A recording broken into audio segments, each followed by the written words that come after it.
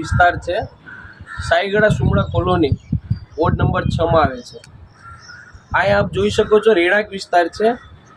આ પાણી જોઈ લ્યો, પાણીની સગવડ નથી, સ્ટ્રીટ લાઇટો નથી। એટલી સ્ટ્રીટ લાઇટો તો ઊભી જોઈએ રહેણાંક વિસ્તારમાં। આ કાદવ કીચડમાંથી ચાલીને માણસો કેમ જાય? આ સાઈગડા કોલોનીનો આખો પાણી અહીં જમા થાય છે રેલવે સ્ટેશનની દિવાલની પાછળ।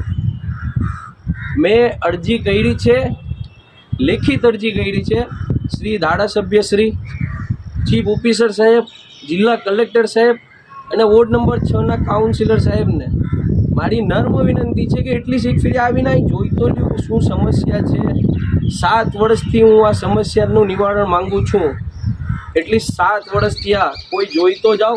આ જો વિસ્તાર જંગલ જેવો વિસ્તાર લાગે છે, રેસિડેન્શિયલ વિસ્તાર છે। આ રહેણાંક એવું નથી, કોઈ વસ્તુ નથી, રહેણાંક છે।